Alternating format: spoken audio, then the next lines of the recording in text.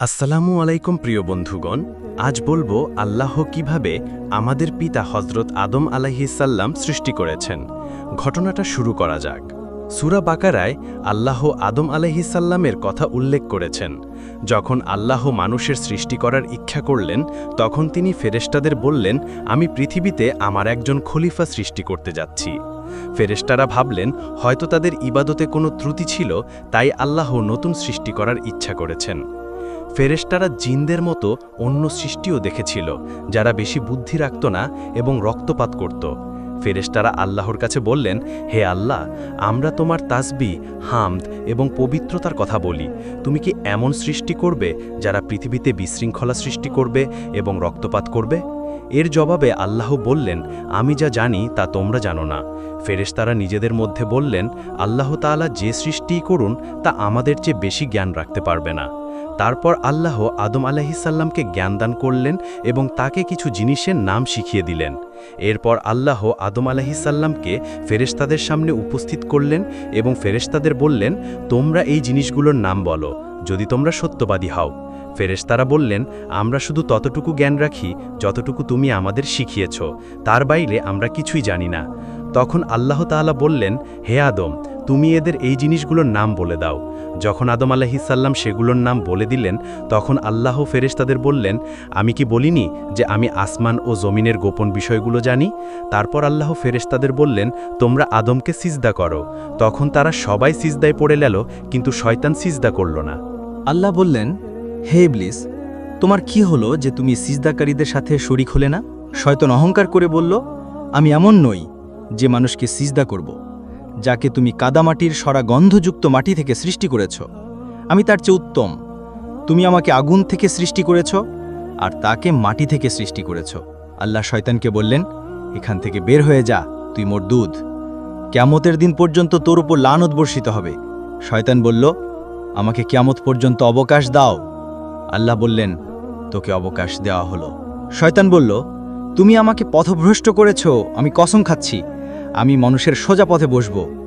তারপর আমি তাদের উপর হামলা করব, সামনে থেকে, পিছন থেকে, ডান থেকে, বাম থেকে, আর তাদের অধিকাংশকে তুমি কৃতজ্ঞ পাবে না।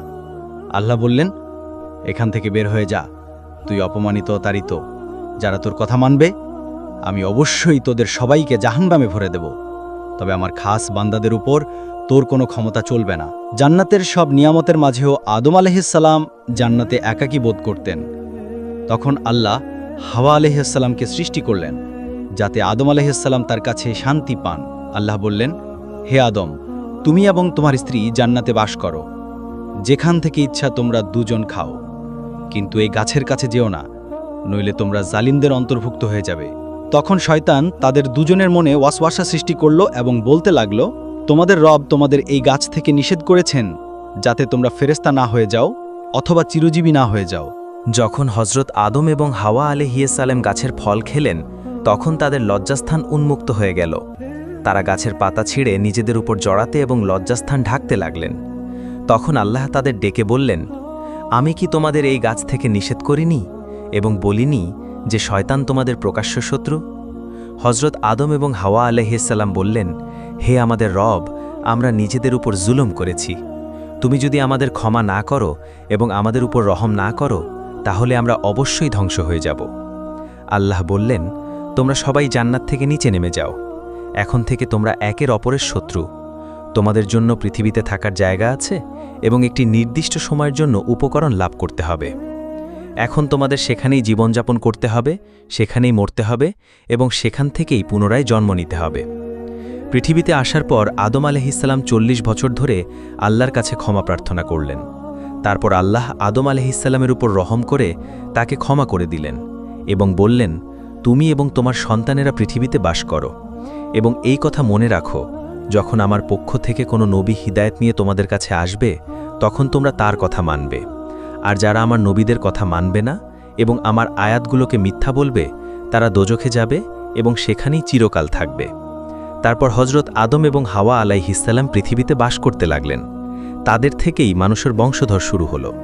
আদম আলাইহিসসালাম প্রায় 900 বছর বেঁচে থেকে ইন্তেকাল করলেন। কুরআনের এই ঘটনা থেকে আমরা এই শিক্ষা পাই যে যখন শয়তান ভুল করল তখন সে ক্ষমা চাওয়ার পরিবর্তে অহংকার করল এবং আল্লাহর উপরই নিজের পথভ্রষ্টতার দায় চাপিয়ে দিল। কিন্তু যখন আদম আলাইহিসসালাম থেকে ভুল হলো তখন তিনি নিজের ভুল স্বীকার করলেন এবং তাৎক্ষণিক তওবা করলেন।